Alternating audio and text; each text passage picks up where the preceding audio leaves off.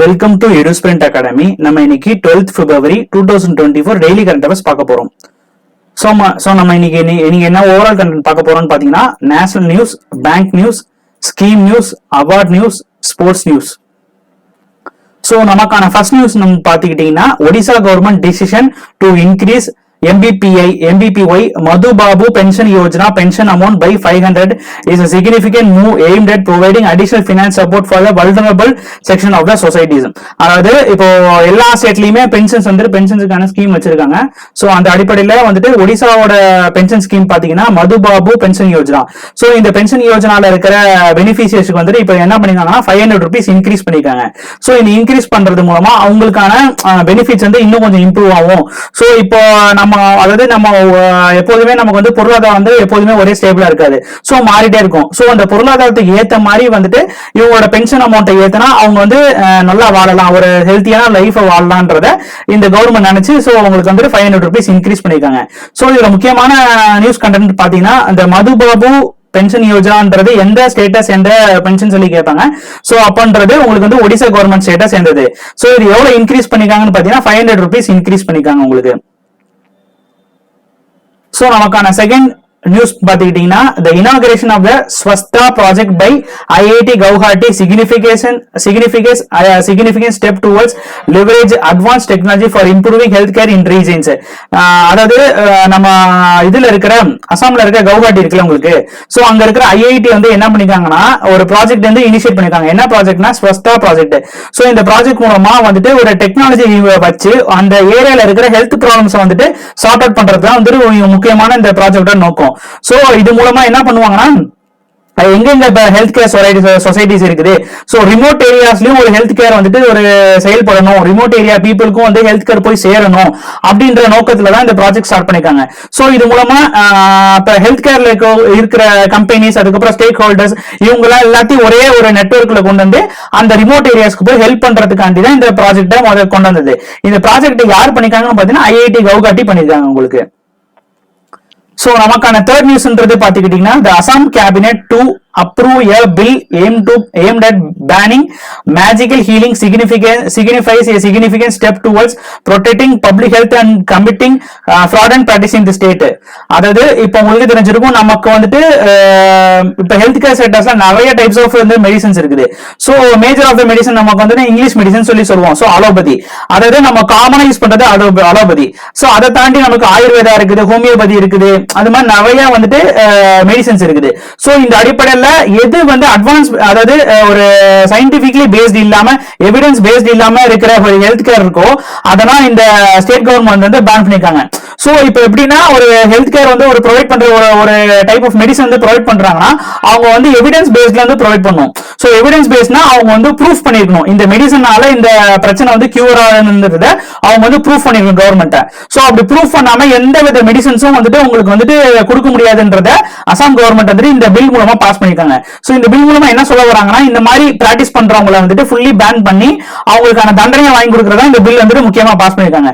So இந்த bill மூலமா நம்ம வந்துட்டு என்ன தெரிஞ்சுக்கலாம்னா, இது ரொம்ப முக்கியமான பில். அதாவது பேனிங் மேஜிக்கல் ஹெல்த் ஹீலிங் இந்த மாதிரி ஒரு டேர்ம் வச்சு நம்ம வந்துட்டு ஒரு ப்ராடக்ட் வித்தாங்கன்னா அசாம் கவர்மெண்ட் வந்துட்டு அந்த யார் வித்தாங்களோ அவங்க மேல கேஸ் போட்டு அவங்களை ஜெயிலுக்கு தள்ளுறது இந்த பில் மூலமா வந்து ப்ரொபோஸ் பண்ணிருக்காங்க உங்களுக்கு.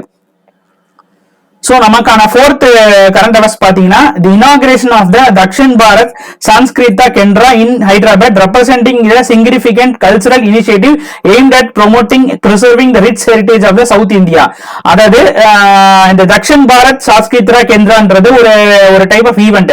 இந்த ஈவென்ட் வந்து எங்க ஆர்கனைஸ் பண்ணிருக்காங்கன்றது பாத்தீங்கன்னா ஹைதராபாத்ல. சோ இந்த ஈவென்ட் வந்துட்டு யாரு ஆர்கனைஸ் பண்ணிருக்காங்கன்றது பாத்தீங்கன்னா நம்மளோட கல்ச்சரல் மினிஸ்டர், அந்த மினிஸ்ட்ரிஸ் கீழே தான் இந்த ஈவென்ட் வந்து ஆர்கனைஸ் பண்ணிருக்காங்க. சோ இந்த ஈவென்ட் மூலமா என்னன்னா, நம்மளோட கல்ச்சர்ஸ், அதாவது சவுத் இந்தியன் ஒட்டி இருக்கிற கல்ச்சர்ஸ் வந்துட்டு ப்ரொமோட் பண்ணணும். சோ இந்த ஸ்டூடெண்ட்ஸுக்கும் வந்து போய் ஒரு சேரணும் எஜுகேஷன் பர்பஸ் காண்டி, அதாவது மெயினா வந்து எஜுகேஷன் ஆப்பர்ச்சுனிட்டிஸ். நம்மளோட கல்ச்சர்ஸ் இருக்குல்ல சவுத் இந்தியன்ல, இப்ப ஹைதராபாத்ல நிறைய வந்துட்டு அந்த காலத்துல முஸ்லீம் மன்னர்ஸ் எல்லாம் இருந்தாங்க.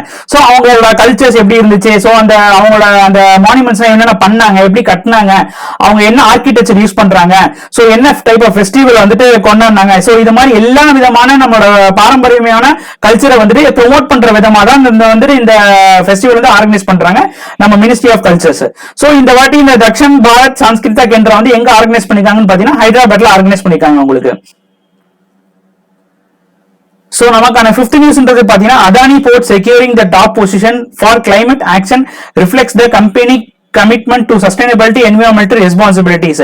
அதாவது நமக்கு இப்போ வந்து கிளைமேட் ஆக்ஷன்ஸுக்கான கிளைமேட் ஆக்ஷன் கரெக்டா எடுத்து அந்த ஒரு கம்பெனி சுற்றுச்சூழல் வந்து கரெக்டா மெயின்டைன் பண்ணதுக்காண்டி அதானி போர்ட்ஸ் வந்து இப்போ டாப் பொசிஷன்ல இருக்காங்க.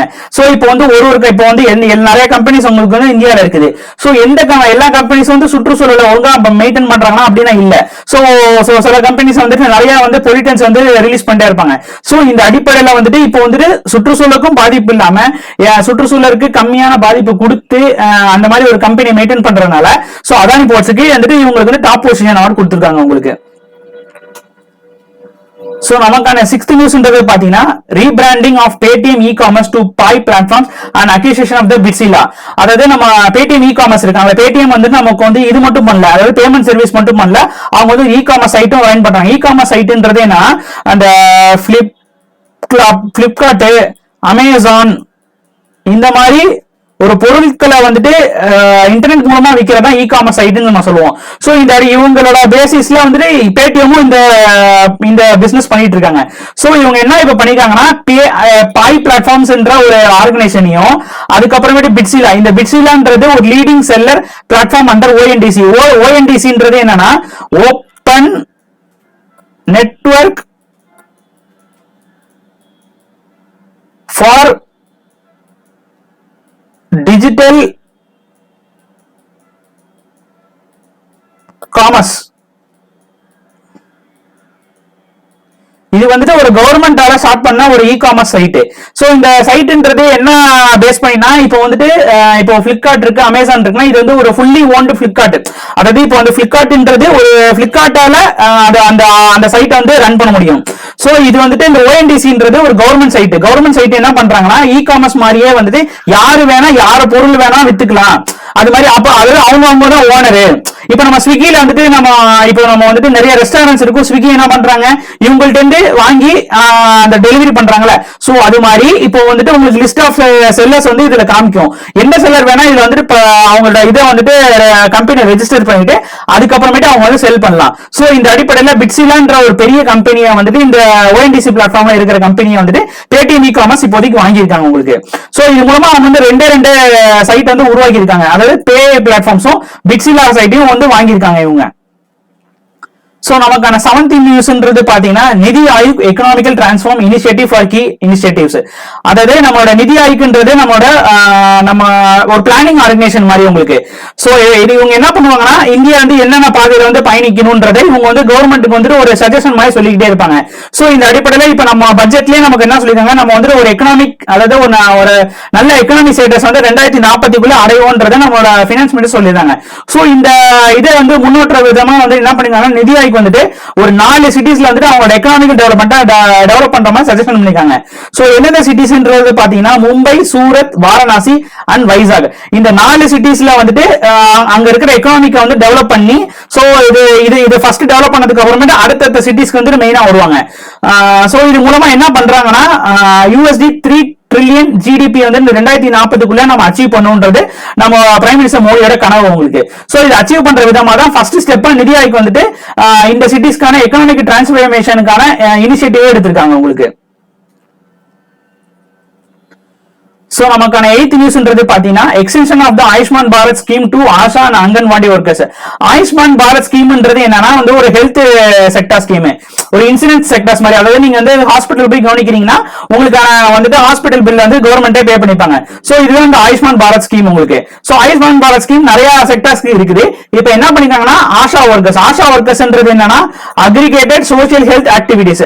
அதாவது ஒரு சோசியலா இப்ப இது நம்ம என்ஜிஓஸ் சொல்லுவாங்கல்ல, சோ அவங்கள வாலண்டியரா வந்து ஹெல்ப் பண்ணுவாங்கல்ல. சோ அந்த மாதிரி ஒர்க்கர்ஸ்க்கும் அதுக்கப்புறமேட்டு நம்ம அந்த ஸ்கூல்ஸ் அதுக்கப்புறமேட்டு இந்த சானிட்டரி ஒர்க்கர்ஸ்னா அங்கன்வாடி ஒர்க்கர்ஸ் நம்ம சொல்லுவோம். சோ இந்த ஒர்க்கர்ஸ்க்கும் இப்போ ஆஷா பாரத் ஸ்கீம் வந்து இம்ப்ளிமெண்ட் பண்ணிருக்காங்க. சோ இவங்களுக்கும் அந்த ஹெல்த் கேர் ஸ்கீம் வந்துட்டு போய் சேரும்ன்றத ஹெல்த் மினிஸ்ட்ரி இப்போ உறுதி பண்ணிருக்காங்க உங்களுக்கு. சோ நமக்கான 8th நியூஸ்ன்றது பாத்தீங்கன்னா introduce a national creators award to recognize digital influencers.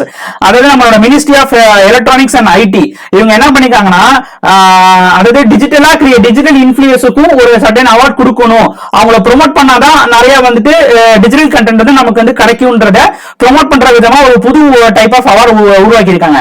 So digital contents digital influence means யாரா நம்ம யூடியூப் சேனல் இருக்கிறவங்க தான். சோ இப்போ யூடியூப் சேனல்ல ஃபுட் ரிவ்யூ பண்றவங்க, கார் ரிவ்யூ பண்றவங்க, அதுக்கப்புறமேட்டு நம்ம இன்ஸ்டாகிராம்ல நிறைய வந்து ரீல்ஸ் போடுறவங்க, சோ அந்த மாதிரி இன்ஃபுளுசர்ஸ் இருப்பாங்கல்ல, சோ அவங்களுக்கான ஒரு அவார்டு வந்து கொடுக்கணும், அவங்க வந்து ரெகக்னைஸ் பண்ணுன்ற விதமா வந்துட்டு இந்த அவார்டை உருவாக்கி இருக்காங்க. சோ இது மூலமா 20 கேட்டகரி சைட்ல வந்துட்டு இந்த அவார்டு கொடுக்க போறாங்க. என்னென்ன கேட்டகரின்றத மெயினா பாத்தீங்கன்னா story telling, social changes, advocacy, environmental sustainability, education and gaming. So இத ப்ரோமோட் பண்ணி இன்ஃபுளுசர் பண்ற விதமா சோ வந்து இந்த கேட்டகரிஸ்ல இவ அவார்ட் கொடுக்க போறாங்க உங்களுக்கு. சோ நமக்கான 10th கொஸ்டின் பாத்தீங்கன்னா Australia clinches 4th Under-19 cricket world cup. அதாவது Under-19 cricket men's world cup இப்பதான் நடந்து முடிஞ்சுச்சு. சோ ஃபைனல்ல வந்து யார் மோதினாங்கன்றது பாத்தீங்கன்னா ஆஸ்திரேலியாவும் இந்தியாவும் மோதுறாங்க. சோ இதுல வந்துட்டு இந்தியா வந்துட்டு 79 ரன்ல வந்துட்டு இவங்க ஆஸ்திரேலியா டிஃபீட் பண்ணிருக்காங்க. சோ இது மூலமா ஆஸ்திரேலியா வந்து Under-19 கிரிக்கெட் வேர்ல்டு கப்ல 4th டைட்டில் வின் பண்றாங்க. இது மெயினா வந்து ஃபர்ஸ்ட் வின் பண்ணது பாத்தீங்கன்னா 2002ல, அப்புறம் 2010, அப்புறம் 2020, இப்போ 2024ல 4th டைட்டில் வின் பண்ணிருக்காங்க. சோ இது மூலமா என்னன்னா ஆஸ்திரேலியா வந்துட்டு 4 டைட்டில்ஸ் வின் பண்ணிருக்காங்க உங்களுக்கு.